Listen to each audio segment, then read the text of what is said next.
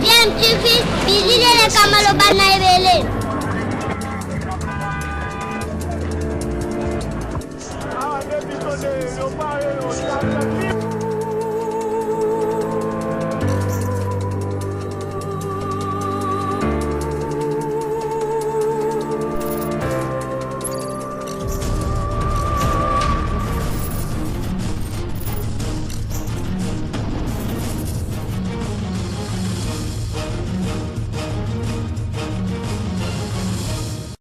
Tu veux toujours un enfant. Comme on a vice-premier ministre en charge de la justice, Tunda Kassende a adressé lettre n'a pas procureur près, il y a cour, il y a cassation, puis réplique, réponse au ministre procureur à Sédéco recadré, au Monisu Soumakambouane, comme pas procureur, il y a président, il y a cour constitutionnelle, il y a Silipé, Kokota Nakati, il y a dossier Wana. Tozali kobituna tozali wapi tozali kokende wapi na makambo etali justice na biso yango mwana mboka Laurent Nyemba yende tokolimula na consulter na biso na makambo etali droit. Donc après ba téléspectateurs na ba auditeurs ba ko pesa pe ba commentaire na bango to ba avis na bango par rapport il y a dossier Saïba Atambwe directeur général RGF. Merci beaucoup Maxime Makabou ba mama ya minga ba binga biso na clinique Ngaliema bazole la balobi.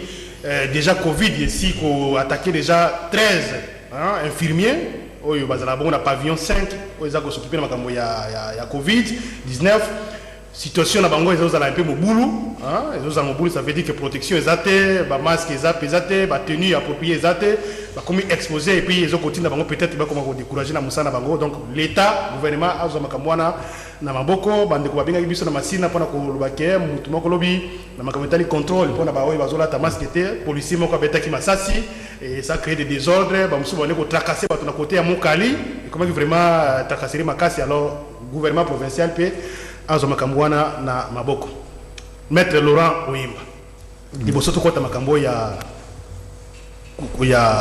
mwana mboka Saïba mingi penza na réaction ya ministre de la justice na ya procureur pour la cour de cassation na lingo pesa no makasi na yo na oyo débat uti ko le karaposo mobimba makambo ya cour constitutionnelle ya congrès président Joaquin ordonnance. C'est vrai que déjà cour constitutionnelle si a tranché les lots tous qui vers makambo susu parce que parlementaire il faut se réunir député va couper dans les lots certainement pour la constituer président lobina ordonnance là a limité pratiquement ordre du jour il y a rencontre wana avec ça précis va se réunir séparément va traiter uniquement le sujet wana et puis après c'est fini tout qui va réaction les capitaine à opinion point de vue na yozani ni pour la makambo wana point de vue nanga el bosso Isaac Mokonzi Mboka aza mutu bengi garant de la nation. Mutu nyonso oyo il faut s'adresser na Mokonzi Mboka, il faut s'adresser na respect. Eloko wana mutu nyonso babengi républicain, mutu nyonso babengi mutu abwanya pour s'adresser na Mokonzi Mboka, il faut respect ezala. Aza symbole ya unité nationale, aza symbole ya démocratie. Aza symbole il y a équilibre la société aza symbole il y a eloko nyonso na ngona mboka na biso sikoyo Mokonzi Mboka soki ba pesa ye makoki ya kozana na cabinet na ye munene ya ba centaine ba conseiller c'est pour mutu à cause de la jamais au four et au moulin à cause de la jamais ye moko juriste ye moko sociologue ye moko anthropologue ye moko chimiste yango moni makambo ya Ebola ye apesi muyebi misolo pour la gérer makambo wana apesi père spirituel na ngai cardinal Ambongo on apesi mbote et puis na pesi félicitations na musala je pense que mbalo yo ngana za kolo ba mingi ba pesa makambo ya misolo na ministre ya finance pour yenda za conseiller financier à gouvernement et puis to moni lo lenge ndeko c'est là ya la gula yo sala musala to bino non pour na ko éviter après covid to kufa suna nzala to zanga ta masango lisusu ba pesa mutu oyo aza ase ala kisike akosala akogere misolo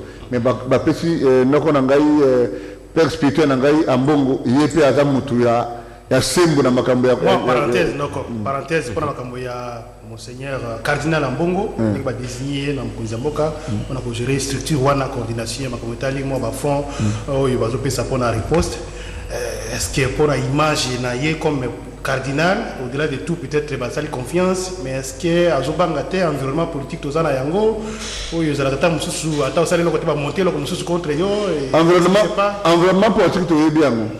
Akoyi kotina mutu moko te par exemple Cardinal Ambongo non et Cardinal Ambongo a kondi ma musala wana suma ba consulter qui avant a kondi ma musala wana comme père de l'église. Tu sais, l'église catholique, au-delà de la missa, il y a la mission sociale de l'église. Il y a un moment où il y a une démocratie, mauvaise gouvernance, qu'on condamne à bateau, droit, canoté, bateau, batanga, mibeko ya l'église catholique, que l'église a aussi la mission sociale. Merci, non, il y a la précision. Et je pense que, à qui kunate koloka misolona salaire, à kende à ça accomplir une mission aux églises, ok, na kuksali sa peuple, parce que ce que nous sommes à côté et que sur la négative de mon amour, il y a 3 millions, il y a 20 millions, il y a population de mon appart. Nous sommes que cardinal Azalo Kola Moutoise la Camois équilibre la société. Non, mais équilibre le gouvernement, la président de la République, à Koko Bimisa Maloualo. Et la émission comme si il y a un rapport par le président, pas de contrôler. Vous avez la parenthèse. Non, pas contrôler. Je vais la Camois justice. Non, Moutounot, ce que vous allez Moussa va contrôler. Attends, mon après, il faut la contrôler. Attends, vous planifiez. Ce que tu as congrès. Ça demande absolument les garants de la nation. Nous avons des institutions et les bossos. C'est un. Et le Camille Balé, nous avons que mingi bato autour du président. Baza ko sunga été na ndengani. Na personne défait. Ce que otali na mingi tout comme justice sur les réseaux sociaux, ba débat sur les réseaux sociaux, nous sommes comme constitutionnaliste, nous avons beaucoup de sécanabi constitutionnaliste oyo ba ko bato comme sala oyo. Il faut pas tiango à l'école primaire parce que tout le monde veut comprendre la constitution. Mais ngai na campus na otiki sango na campus Kotanga. Na kuti ba savant baza na campus. Aucun jamais interprétation de la constitution ou la même un juriste soit-il savant pour interpréter la constitution il faut azanama qui initié ce que tourné Evariste Bouchard, Jacques Dioli, André Mbata, Paul Gaspard Ngondankoy, Jean-Louis Essambo, Dieudonné Kalouba, Jean-Marie Mboku, Baza Ebele, André Ambroise Kamokuni, Baza Ebele, Baomeyonga, Baodimola, et baza ba ancêtre ko ba kayemba ndamba bakenda baza na ba États-Unis lelo et comme des Camerounais sur la droit ceux qui me condamboka a besoin il y a constitutionnaliste il faut constituer ça là première erreur na mibeko ya mboka tu ne peux pas être yomoko aux ordonnances ndemba la moko yomoko comme requérant aucun nango na cour constitutionnelle mécanisme oyo ya constituer cour constitutionnelle et yebani. Mais les gens ont signé texte de l'économie responsable de la CCTV. Après, on m'a mis pas Jean-Pierre Bemba. On dirait pour vérifier la décision aujourd'hui. On a un exemple il faut du mais Jean Médard a sali le Koyo. Il faut tout vérifier. Ou bien Jean-Jacques Mambabino, on a un directeur général. Décision totale en ce qui intelligibilité à disposition de ce que le chef d'État a lancé mesure d'état d'urgence tout à fait incessante. La Cour constitutionnelle s'est réunie pour nous dire ce qui est conforme à la Constitution. 1. 2. Il y a aussi un monde qui ordonnance. Mais ordonnance, on a modifié. Et là, on a modifié. Dans le contexte, on a dans nature juridique. 3.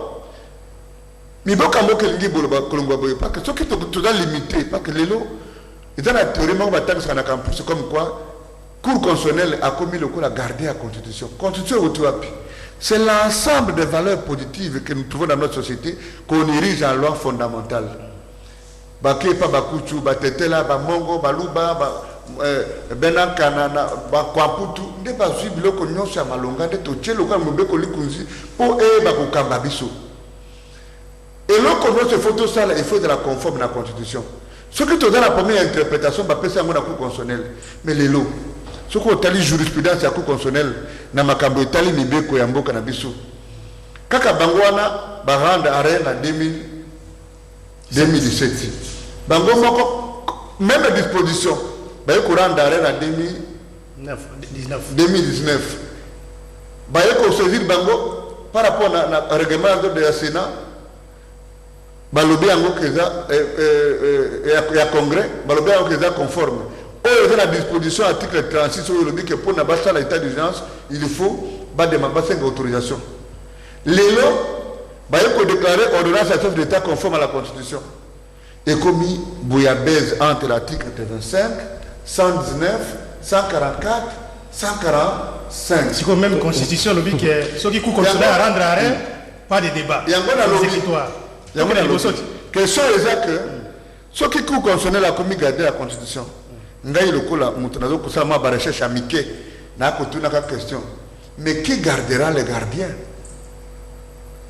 1 2 même la dictature tobengi monarchie constitutionnelle. OK?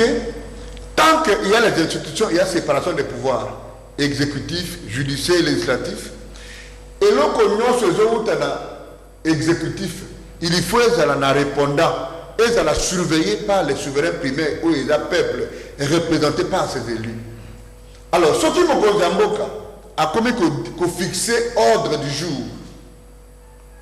Na institution sous les parlement, ils a dérive. Violation de la Constitution. Ce qui me pose en boca a commis que ça l'ordonnance.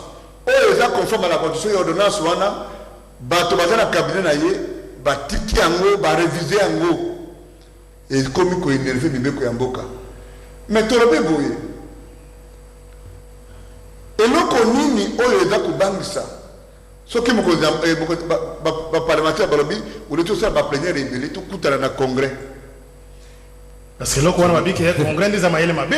Notre coup ezali. Mayele mabe za mboka. Bato ba yebi ndé. Voilà pourquoi combattre finalement finalement ça m'a pété. Ah on attend ba mettre na manyoso. Procédure pour na ko tchapo to lo bango to lo ba polele. Bato azo banga ba tia chef d'état en accusation. Mais procédure pour na ko tia chef d'état en accusation et bandaka na congrès té. Ki bandaka wapi? Et bandaka na parquet. Et ça procureur fait la cour de fait la cour constitutionnelle ndé abandaka na masolo wana. Ndé a tindeli parlement demande pour la collaboration. Tout le monde dit que moko et donc c'est pas moko zamboka eza a voler constitution. Ne va pas pêcher autorisation ya enquêter à quoi enquêter pendant des années. Tant que sous quoi enquêter, ndé azomi ni susu. Ndé wana ba venir congrès au bato banga mais il faut d'abord débattre mususu. Wana ndé azomi ko senda autorisation ya ko poursuivre. À ce jour, initiative ya ndengwana. Et cause ce n'est pas possible. Mais ce qui a ordonnance, c'est comme il faut spécifier pouvoir et institution Moussousou. Attention, toujours qu'il y ait Moussika. Donc, pour Nangaï, sans qu'on compte dans le débat sur violation de la Constitution, on n'a pas violé, pour Nangaï, principe de Montesquieu, article sur la séparation des pouvoirs, ils ont entamé le contexte, c'est ça, dans l'état d'urgence. Contexte, pour des raisons X, état d'urgence, c'est Nicolas. C'est une dictature constitutionnelle. Ça signifie que va renforcer le pouvoir de Mokonzi Mboka. Mais le pouvoir va renforcer le grignoter. Donc, le pouvoir de Mokonzi Mboka Mokonzi Mboka a un pouvoir limité, le Parlement a un pouvoir nango, le pouvoir judiciaire pouvoir nango. Ce qui va connaître Bangouya Mokonzi Mboka, pouvoir, c'est que Bazouya quelque part, Bazouya ne paye pas la population. C'est-à-dire que la liberté n'a na ba droit fondamentaux na bino ba komi kusani ko grignoter ngo pona ko renforcer pouvoir ya Mokonzi Mboka yango à cause de mesures boy. Maintenant ce qui tango ba botre bino ba droit wana na ba liberté fondamentaux wana OK ba renforcer Mokonzi Mboka mais ce qui va décision na ye est pour répondre dans le parlement ou ba représenter le peuple si ndé wana ba benga dictature ndeko Laurent Nyemba nako yo on comprend ce qu'on a tolé à peut-être.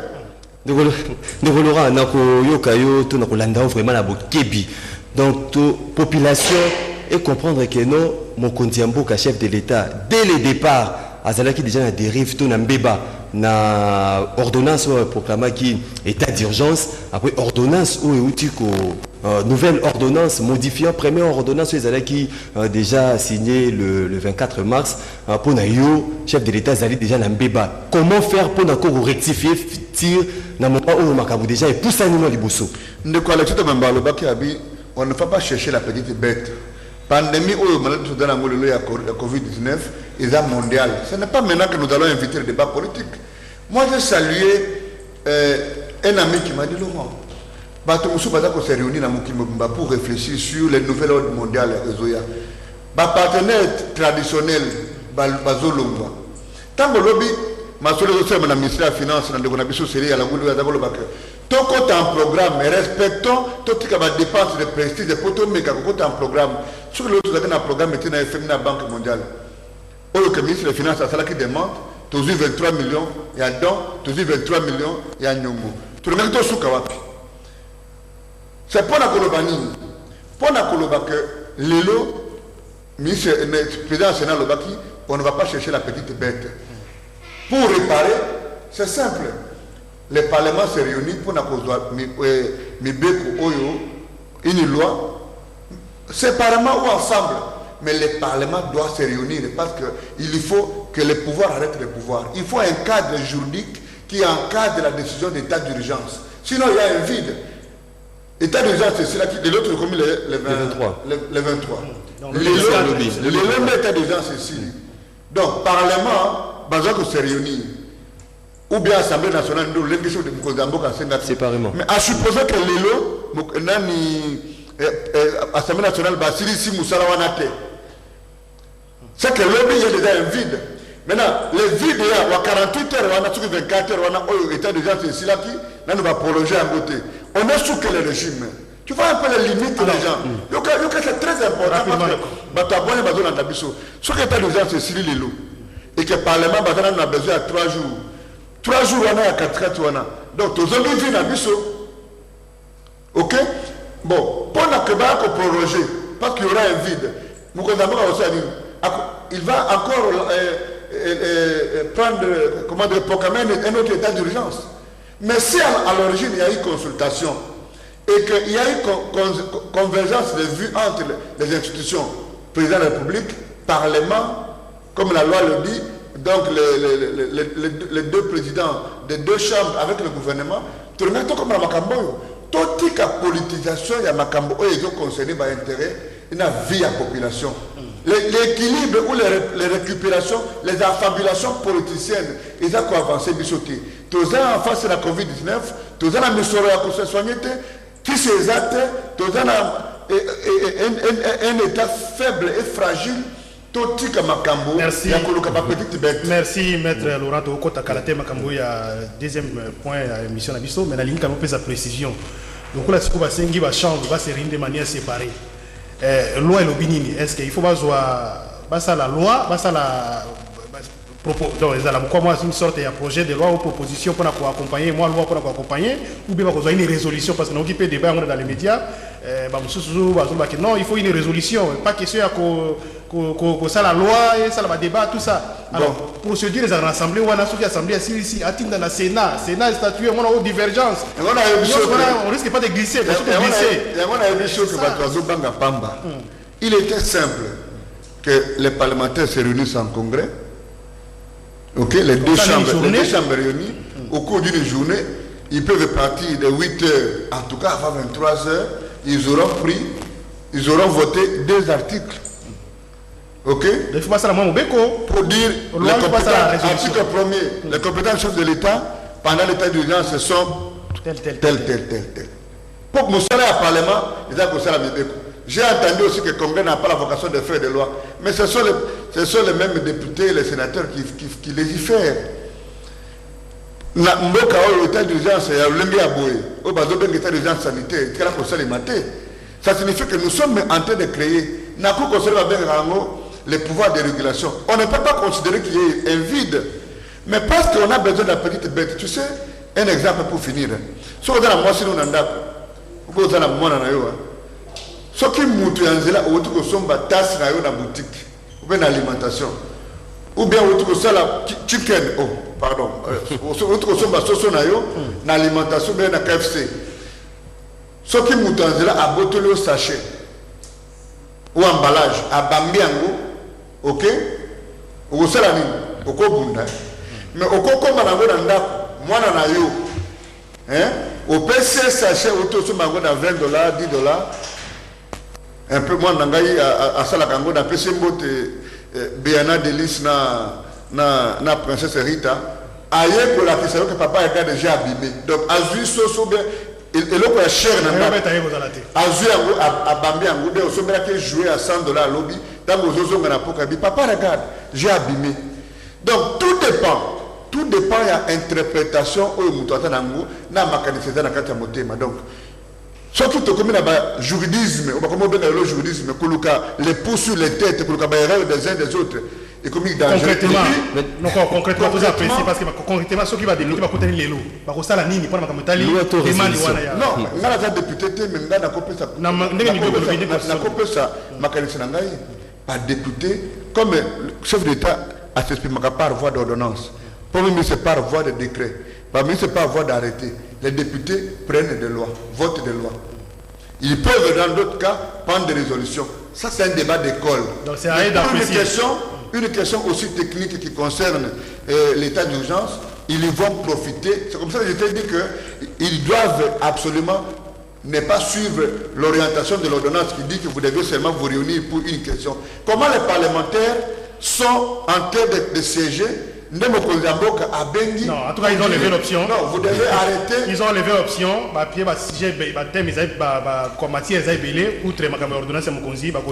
Et donc, ils vont prendre une loi, même si ça va prendre tout le temps que ça prendra. C'est contradiction d'Ali. C'est sous paritaire. C'est 2-3 articles, ça peut se faire en 2 heures si à la volonté politique. Ah, ok, merci. Ceux qui vont bloquer la machine, comme parce que tu sais, le pouvoir du Parlement est un pouvoir sacré. Autant que celui du chef d'État. Donc, ceux qui vont mourir, qui vont offenser, ils vont retarder les pas et nous allons rentrer dans un vide qui va absolument aller dans tous les sens. D'accord, Laurent Nyemba, tu as un dossier Saïba Tamboué Wazali, directeur général, il y a OGFREM. Qu'est-ce qui se passe au GIST?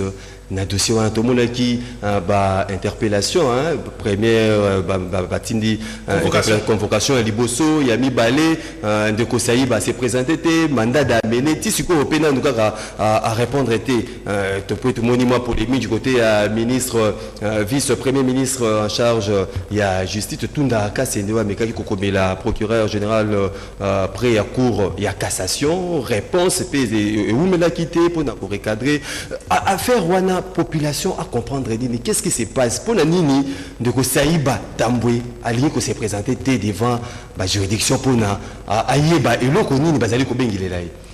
Bon peut-être mauvaise coïncidence c'est bien bobengai awalo ko la consultant et puis ça la pique naza un des avocats et à monsieur Saïba je vais m'organiser pour ne pas heurter ma qualité avocat na consultant. Mais information au il faut boyer mais c'est Saïba Babengi ici dans le parquet général. Tant que Babengi ici dans le parquet général, et coïncider dans la date de confinement, il y a Boye Bengi de là qui, mon conseil entreprise, il faut avoir à disposition pour nous libérer à service minimum.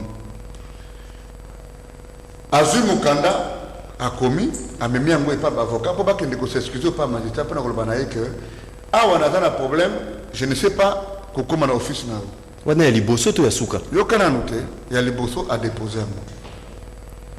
Pendant qu'ils ont déposé, au moment où ils ont lobby, il faut y répondre. Tant que vous avez déposé lettre, vous avez déposé lettre, à côté déjà mandat de comparaison Moussous.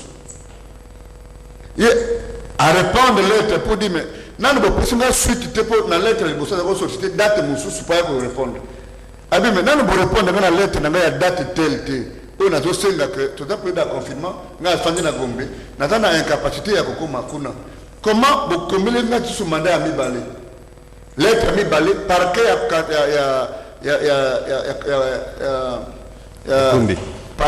parquet général, secrétariat, parquet général pour payer pour de cassation, Baboy Kouyamba Bukanda. avocat na a commis mukanda mususu pour na komelaka mokonzango ya paquet général pour na kolobana que tu regrettes le comportement du secrétariat, on dit que tu as une faute, ou bien tu as piégé, ou bien tu as une instruction, dans ma mécanisme. Tant que les avocats pour dénoncer le comportement du secrétariat, tout le monde dans les réseaux sociaux, mandat d'amener. Na tuni yo yo suki aux avocats. Pour que mes clients na yo akende. Okende kotika yo la ngombe na abattoir. Et côté des bandades et tout de suite et comme il m'a cambré à cage à l'oba qui bouillait et comme tout de suite oh Claudel Loba a fallu communiquer tout calme tout le haut les Cambodgiens est allé batomi balé à quel moment à cage à côté en yo ça qui UNG d'accès à la justice to boité ce sont des structures qui accompagnent le fonctionnement de la justice et dans mon ministère international mais pour la ligne comme le les Cambodgiens sont étalés justice et ambition il faut que l'individu n'a pas structure base la déjà na secret instruction et ça comme mbongo tellement mbongo non il faut pas côté nango attends faut nous de côté avec ba millions ezali yo à cage à l'équio ba droit par rapport à mbongo à l'état wana ou bien il y a l'équio kitoko ya nzoto peut-être la information belé pour les kangana pour la mission kitoko ya mboka ndezo sala batu ou bien cause la na structure to yebi que ba structure wana eza ba structure moko eza na ba boutique o ba toaler la kango na sima mais na tuni yo yebi dossier Albert Yuma ndenge ya kaja lobaka jusque na rétropédalage na ye tu penses que ce qui est au fond du mutulo lenge akaja kota dossier Albert Yuma ce qui le Albert Yuma lingi afunda ye pas qu'il y a il faut faire la part de tout entre la personne morale et la cage non mais je dis qui engage sa responsabilité pénale non les gars le bac non va vérifier le document banque après c'est bango ye akaja n'est pas une juridiction pour la rencontre à Macambouana, il y a une implication dans le dossier à caméra. Ce que tu as dit, tu as dit dossier à caméra, dossier à Blattner, dossier à Thierry Teimans, tu as dit secret d'instruction, tu as dit maintenant, c'est très important pour partir de la besoin de l'Okouana. Depuis Sangaï, jusqu'à preuve du contraire, tant qu'il n'y a pas de principe élémentaire, n'a pas dit droit dans mes bottes, tu dis que caméra, tu peux exemple, tout le monde, caméra à Moïb. Mais principe dans matière de détention, et ça principe ni. Et ça principe il y a liberté. La détention c'est l'exception. La théorie on a. Directeur de l'État. Oui, Aïba qui milliards, acceptons. Je ne suis pas son avocat, ça ne me concerne pas les dossiers. Est-ce que, avec une résidence inconnue, oui, les faits sont graves. Il va influencer l'instruction comment? On ne pouvait pas les laisser, comment on l'a arrêté?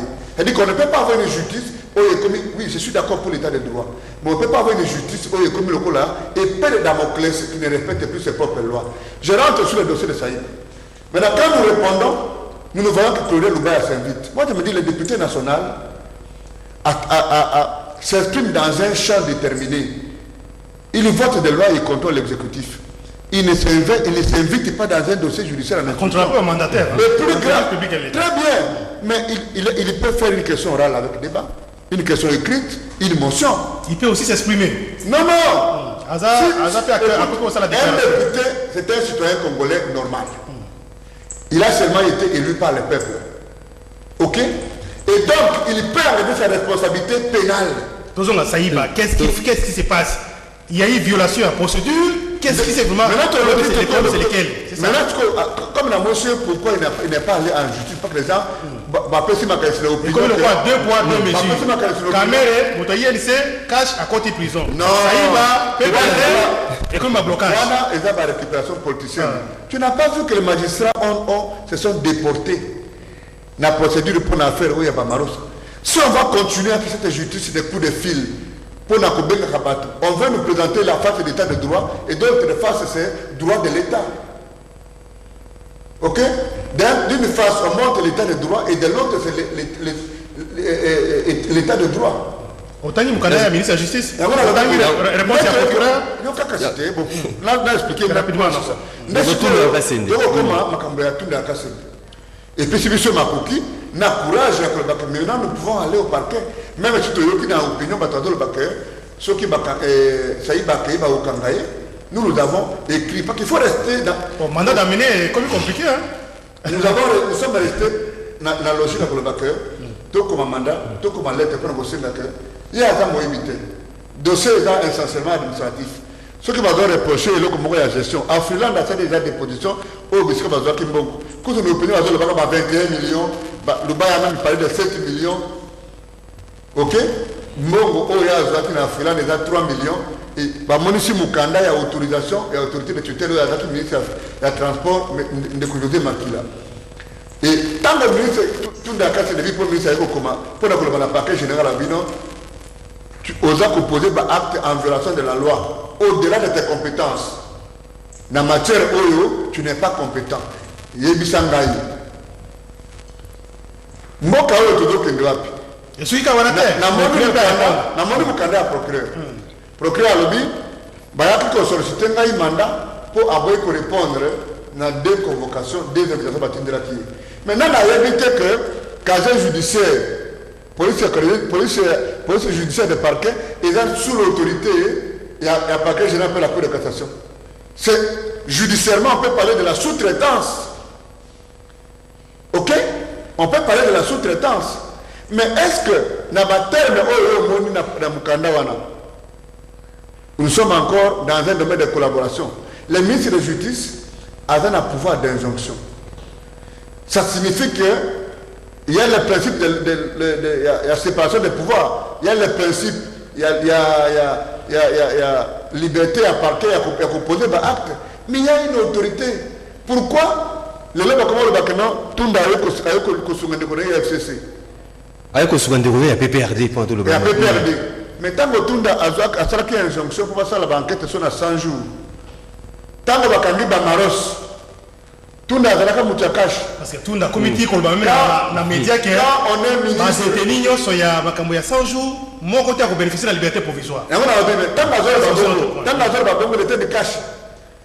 Les gens sont excusez-moi naïfs de croire que quand on est ministre, quand on est mandataire, même si dans la pratique c'est ça, mais c'est quand même anormal et aberrant de considérer qu'on peut être mandataire et ministre et continuer à s'afficher comme membre de parti politique dans le pays de position. Alors finalement, DG Saïba a répondre à... Non, comment un citoyen congolais ne peut pas se soucier de la justice. Il va changer mandat d'amener, va commencer à régler. Est-ce c'est possible? Non, mais ça rentre dans la discussion avec les parquets. Et ça, le maga. Dans le bibouille. Mais ça, sur le plan pratique, et ça, le maga. Na samba ba procès mususu oyo ba émettre mandat ba agent ba tambula na mandat ba kanga mutu mokonzi mususu abendi mandat akangiango. Tu comprends? Donc tout est faisable si on a la possibilité si on ne fait pas des choses de façon intéressée. Ce qui aux ça le magistrat est purement comme un magistrat. Pas que Saïba peut rentrer dans ma voiture maintenant, n'a qu'un ticket va entendre. Mais il n'y a aucun avocat où il y a comme ma client qui est de Kokangaï. Alors, Nandenge, tu bingo, intention à magistrat et premièrement à Kokangaï, pas à la vérité.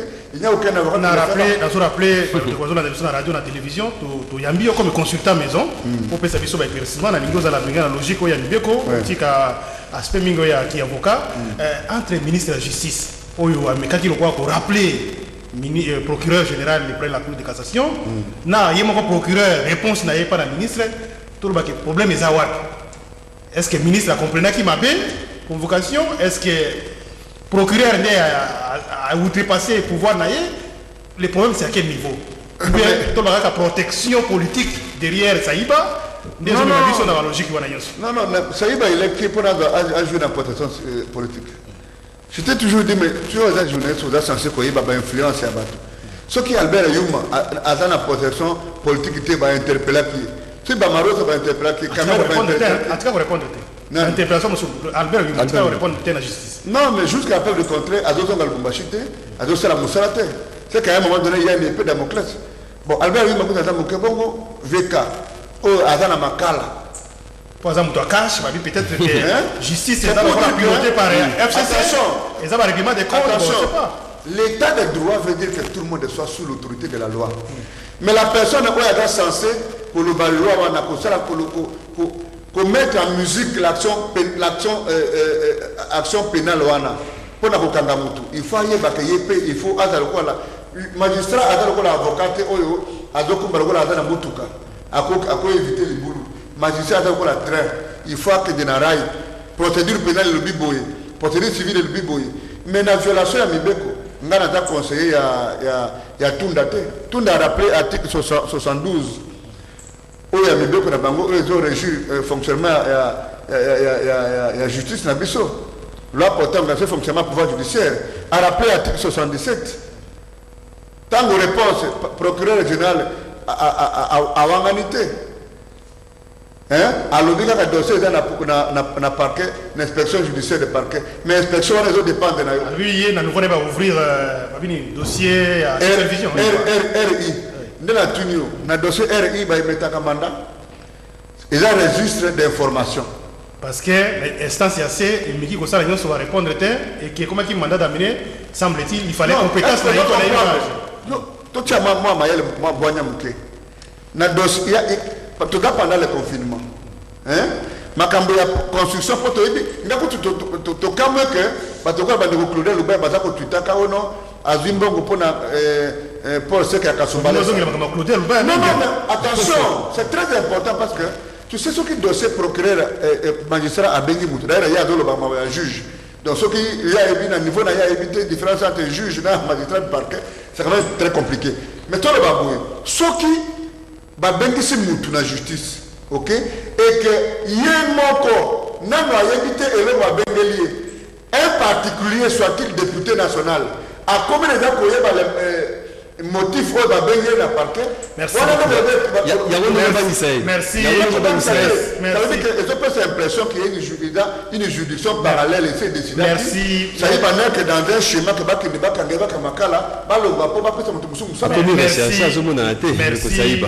merci Laurent Oyema, mais oui que situation comme na mosiko est un peu compliqué ba document comme ka kubima ba réseaux sociaux à tout moment ta mususu document comme les réseaux sociaux donc ben formation réseaux sociaux dans l'avance tu comprends na ba institution ça ba documents ont fuité qu'est-ce qui se passe tu comprends non mais il y a rien qui se passe c'est-à-dire que na ba ministère nyoso na ba parquet ba to baza ko recruter ka ba magistrat baza recruter ba cousin na bango mais tant baza recruter à former et à faire le monter il est tant azozo photo ya document atindeli Sherinaye ce qui non connaît atindeli Mutuboy et que na groupe à WhatsApp et merci beaucoup. C'est un problème d'éducation et un problème de mentalité.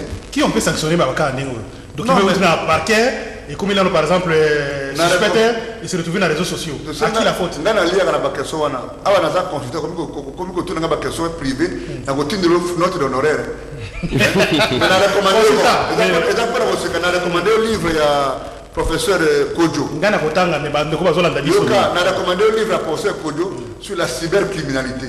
Ne pensez pas que ce qui yo professeur Kojo azalaka directeur cabinet ya Thomas Luaka. Voilà. Wana mutamayele makasi. Mutamayele wana za mutu ya école ya Evariste Bouchard mutamayele. La cybercriminalité au sali ba fake news odo finga kabatu. Ce qui va spécialiste bazali va remonter jusqu'à nayo au quoi que journaliste boya tant que journaliste va finga kabatu na ba médaille comme ya médailles sociaux ou mutafanya na ndako na ya zoli ya fufu ado finga kabatu na ba article kuta ya ba 3 lignes ce qui ndanga ado finga bongo INPC azate GED azate ce qui va cambier mutunde bato ba melaka ba masanga na séance était ba comme tambola pona ko ba kano 082 33 33 749 082 33 33 749 vous avez uniquement pour réagir uniquement le président de la République uniquement pour l'ordre du jour à l'Assemblée nationale autorisation alors uniquement vous avez pour réagir na makambo etali sujet principal na biso zali makambo ya congrès mais na peut-être congrès tezaki analyse ya Laurent mais vous réagir principalement pour makambo etali dossier Saïba. Dossier Saïba, la question monsieur Tunaki, il faut profiter. Pourquoi ça consulter Tunaki et Kokota Makamona Minité. Vous pouvez point de vue na bino pour Makamozo le cas. Il y a DG Saïba, il y a Roger Frem, invitation, team mandat d'amener à Kété, le commis ministre de la Justice comme Tima Solo, procureur près la Cour de cassation à Tima Solo. Qu'est-ce qui se passe derrière ça? Qui est derrière Saïba? Qui bloque l'affaire? Est-ce qu'il y a eu abus de pouvoir? Est-ce qu'il y a eu non-respect à la procédure? Makanisa bino na topi botuna mituna et pas na maître Laurent Oyemba. 082 33 33 749. Allô, bonjour. Allô, bonjour. Allô, bonjour. Allô? Oui. Allô, bonjour. Oui. Jean de Alexandre Nabandal. De quoi Alexandre Nabandal? Oui, la ligne na question mo na ndekologa on a mona ka yeta ligne oloba mingi dans juriste selon yeto ndimi. Mais lo akage a commis mabe o alobi likambo ya kiyana ye. Donc akage ndoro ba makambo akatungi tango batangara ye akage asalaka malamu. J'apprends aussi le loke député à quoi le bâté pour le bagan à parlement. Mais tant que bakuta na gana ba député mukeba ba le baga au-delà parlement de la malam. Atika la atika bakanti mawana ita mabe. Eza mabe. En plus à répondre biso. Congrès est en vocation pour voter loi oui ou non. Aucune question on a répondre c'était papa. Merci beaucoup. Merci papa. Question notée de quoi Alexandre. Tous au moins 5 questions. Tous au série 5 questions de quoi répondre et puis tous zongi. Donc il faut aussi ma papier pour mituna eza. Mituna eza. Donc soit papier on a on a mituna. Moi stylo yango. Allô bonjour. Oui, bonjour. Bonjour papa. Quitte ça volume radio na yo s'il vous plaît. Oui, ndeko jeune Kabongo. Ah bon. Na maintenant ça va. Vous allez quoi ndeko?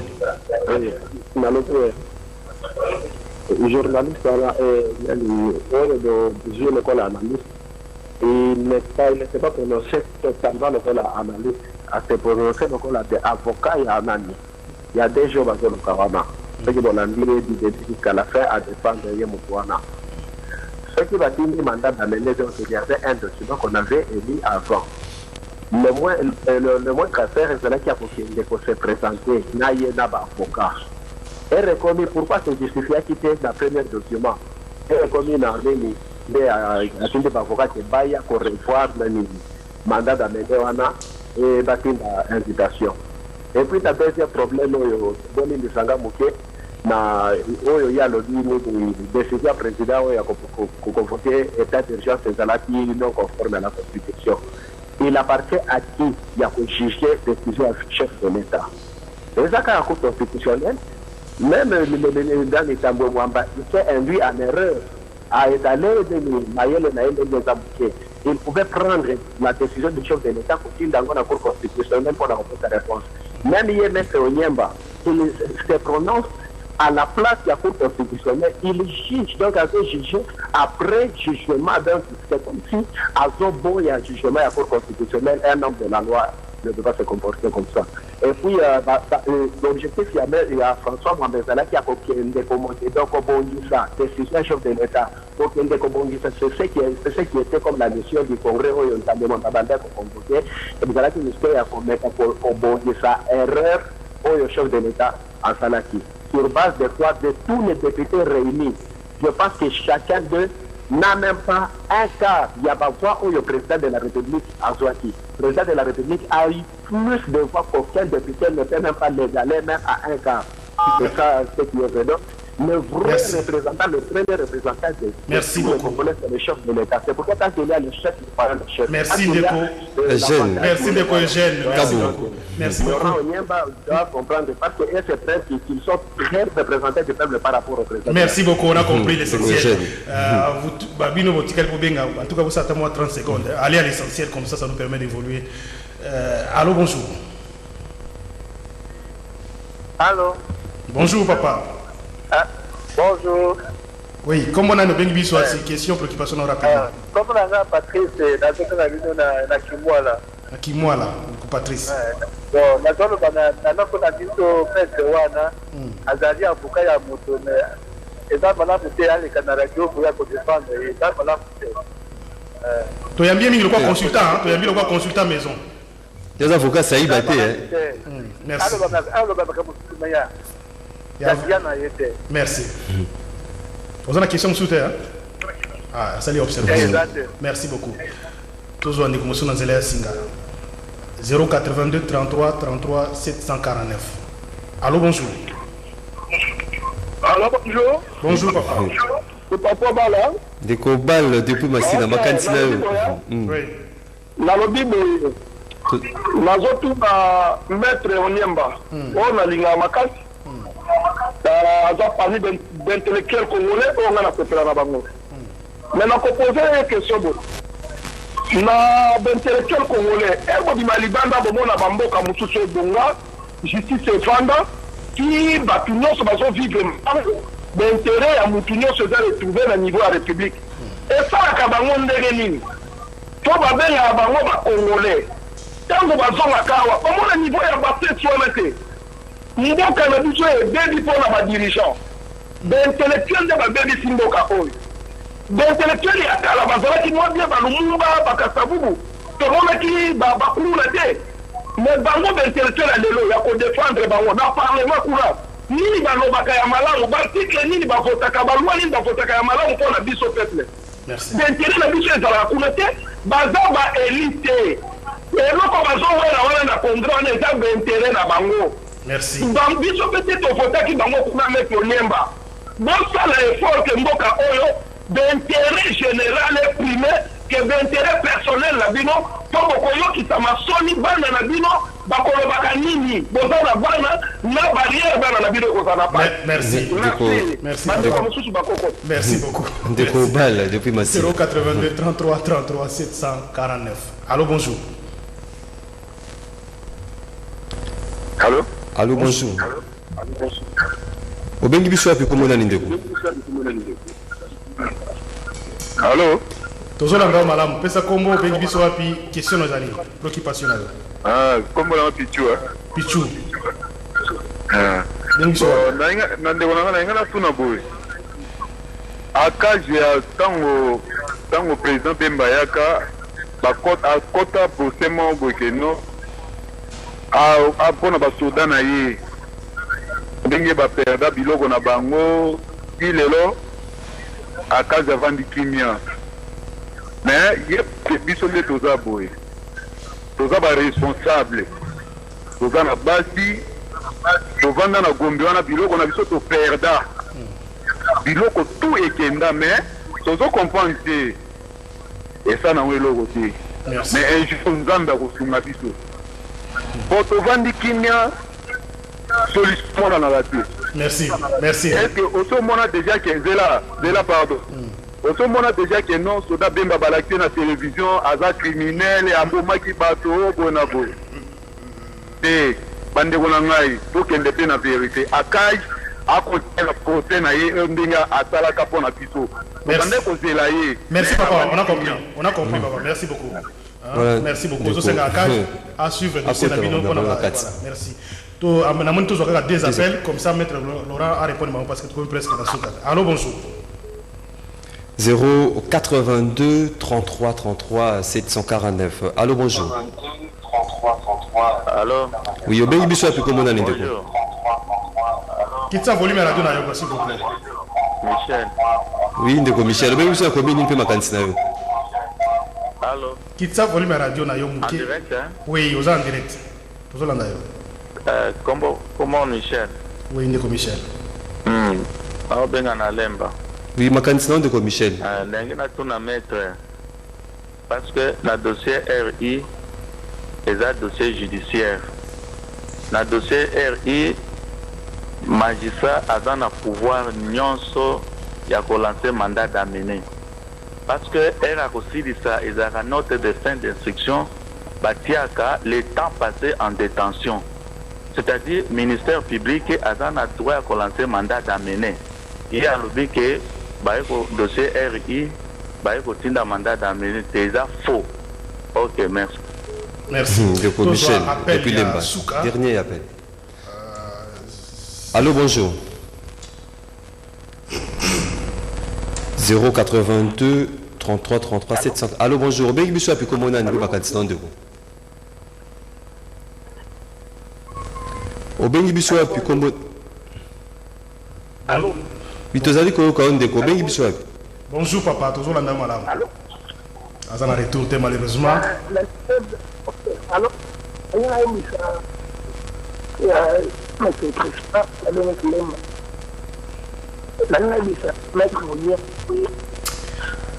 Liaison à la montagne de Alain, député la cause de très prochainement, même la deuxième tranche.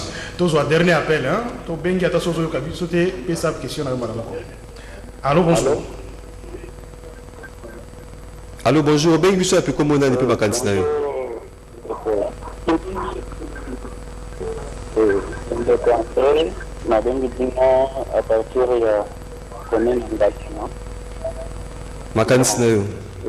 Maintenant, le bandam est à intervenir par rapport à Maître Laurent Nimba.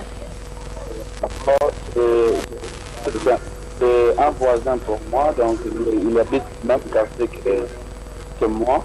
C'est quelqu'un que j'aime bien. Il parle bien, il défend bien. Mais aujourd'hui, j'ai comme l'impression qu'ils s'écarter un peu dans la logique naïve. Je voulais juste poser une question de curiosité. Maître Laurent Nimba, Yobisangaï, état d'urgence. Pour le Moko, état d'urgence, c'est en quelque sorte faire de l'État un dictateur, un semi-dictateur, voilà, un dictateur constitutionnel. Maintenant, cette dictature-là ne peut seulement se reposer sur la population et non sur les élus de cette population, c'est-à-dire les députés. Donc les députés doivent agir en toute liberté, même si nous sommes dans un état d'urgence, mais c'est seulement la liberté de la population qui sera contrainte. En tout cas, là, je vois une sorte de contradiction. C'est comme si vous protégez une institution, vous protégez l'institution Parlement. Merci. Ma réponse. Ne doit pas jouir. Merci, on donne l'occasion. De sa liberté, mais pas la population. Merci, Ndeko. Merci. On donne l'occasion à l'invité à répondre. Maître Laurent, on a notamment quelques questions, observations. On peut ça rapidement aussi sa édition. D'abord, première observation, procédurier ne peut pas venir que défendre un client à la télévision. C'est même impensable. Naza consultant, il y a CCTV, et donc Naya qui a en qualité à consultant. Ce qui n'a coûté coïncidence heureuse ou malheureuse, n'a coûté dossier où Naza informé, je donne les faits et je ne peux pas aller outre. Je connais plus que ce que j'ai dit là. Je me suis limité par rapport à l'éclairage et à dossier Nabino, mais je connais les secrets où ils sont à Katouana, mais comme l'avocat, je me suis limité à niveau et à consultant pour vous donner les faits et vous donner le développement par rapport à la contradiction autonomie dans la gestion du dossier par rapport à l'incursion, il y a ministre, il y a la justice et puis réaction, il y a parquet général. Je reste quelqu'un de très respectueux dans Mibé Kamboka Nabiso et puis Ngaï, personnellement, j'ai beaucoup de respect pour le procureur général pour la Cour de cassation. Il faut des magistrats forts pour redresser l'état de droit, bras séculés dans la justice. Merci. Il faut que tout le monde se fasse à la loi. Akaj, moi je dis que je ne répondrai pas s'il y a des attaques personnelles ou ceci. Ngaï, du point de vue politique, ok? Dans le lingue, il y a engagement politique. Quoi que je ne suis pas encore politicien. Mais je suis proche de la philosophie politique de Moïse Katumbi. Et je l'ai toujours dit, la partie naïe, ok, je serai de ceux qui vont adhérer officiellement. Ah, ça déjà parti. Non, ça veut dire que le parti n'est pas opérationnel. N'a quoi adhérer, ne fût-ce que comme un militant à la base. Pour la lingui, boigna naïe dans le lingue politique. Donc, c'est pour la cage comme un militant, comme un proche. Non, non. Mais pas l'aspect. Même si à cage, ce qui a fait la déclaration dans Makamba Katumbi, et qu'il avait les secrets d'instruction, je dénonce. Je ne suis pas d'accord, même si c'était en faveur de Moïse Katumbi. À côté de Makambo et à Nîmes. Alors, bien, ok? Makambo Mukeba a salaka na combat na politique, ça ne m'engage pas. Mais là, on a dit que Mukeba a bandako beta masolo, ndenga zo beta nga député ta. Ce qui me bat ba saisir ngai et que na moni ba preuve. Pourtant on a ozo ba makambo ba na TV. Ozo engagé responsabilité na yo. La preuve de Maki Mukeba a outi na prison. Même si contexte où il y a qui prison moi personnellement, je suis d'accord et les lots vérité c'est que Mukeba a abimi. Ce qui fait que les faits sont têtus.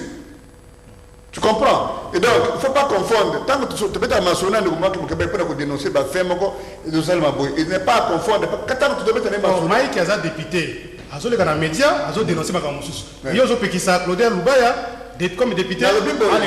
Je reste cohérent en disant que ce qui m'a dit que Makambo a contacté prison. Alors pendant qu'Azana plénière. Parce qu'en ce moment-là, Azana a immunité. Un gars qui est de prison parce que tout ce qu'il fait dans le cadre de son travail de parlementaire, il a immunité. Mais ce qui est bimina Shawana et l'on connaît ce qu'on a posé comme acte. Merci. Donc je reste cohérent pour dire un député national, je termine, un député national n'a pas la mission de faire des communiqués et de faire des incursions dans le dossier à bateau privé. Il faut trouver les mécanismes dans le cadre hémicycle parce que Adana ben souvent nous sommes beko et les autres sont mutumakoki. Merci. Et l'autre bateau nous sous dans un sujet arrêt à cour constitutionnel. Non, ngala za mutu ya mibeko. N'a qu'on juge jamais arrêt à cour constitutionnel. Constitution le biboy. Après arrêt à cour constitutionnel, silence radio. Ah, on a pour exprimer point de vue comme un petit chercheur et comme un consultant. Parce que ce qui n'a pas la casquette est consultant, il faut essayer. Oui, ce qui n'a pas donc, quand la Cour a rendu son arrêt, les gens qui sont autorisés à parler uniquement des libres penseurs et la doctrine. Et donc, je le dis ici comme un libre penseur, je suis invité comme consultant. Je n'ai pas commenté l'arrêt de la Cour constitutionnelle. Mais j'estime que cet arrêt-là, nous allons continuer à discuter parce que l'arrêt a énervé. Tu peux une parenthèse. Tant que tu as solo, il y a ordonnance, il y a sur l'état, agence contre la corruption. Nous avons agence, ils ont violé la Constitution. Comme ils ont Laurent, dans le Biango, j'ai essuyé des insultes sur Twitter partout. Les gens que il y a un Delis Sanga a fanné parce qu'il a poussé la réflexion. Et au début, j'avais même dit que l'agence est en copier proposition à l'ONU, il y a le condo. Tu vas montrer dans tous les sens, c'est l'élo. Tant que fouiller une réflexion, c'est Delis Sanga qui va vous état d'urgence. Donc, Patrice Apati à Kimbola, l'intérêt général, je suis d'accord avec vous. On ne réfléchit pas tout l'intérêt général. Tant que tu as tout ça, mais question importante, pour vous, tu as un mandat d'amener. Non, non. Je n'ai pas dit qu'un magistrat, sur le dossier, sur RI, ne peut pas émettre un mandat d'amener. Mais c'est le problème. C'est une minute. Le problème autour, voilà. Le problème autour, il y a, au même moment que le dossier est là, l'instruction de la police judiciaire, il y a posé dans RI, là-bas, on va clôturer, il y a déjà dans l'école, il y a un problème. Mais la question finale, 30 secondes, état d'urgence, une dictature constitutionnelle. C'est ça la question qui m'intéresse parce que dans les champs de réflexion. Et le Nicolas que Mokonzamboka, parce qu'il y a une situation d'exception, on va donner une légalité exceptionnelle. Il va mettre un arrêt à cour constitutionnelle, à combien il va pouvoir à Koleka. Mais je reste confiant que si un pouvoir n'arrête pas un autre pouvoir, nous sommes dans une dérive. Et c'est en ce moment-là que toute décision d'une autorité, à n'importe quel moment, doit passer par le Parlement. Et le Parlement ici, c'est le peuple. Donc quand vous mettez état d'urgence et qu'on empêche le fonctionnement régulier à l'institution. On renforce uniquement le pouvoir du chef de l'État pour lui permettre justement de poser des actes en faveur de la population. Pas en Parlement. C'est ça, merci. Merci beaucoup. On a retenu l'essentiel. Merci, Maître Laurent.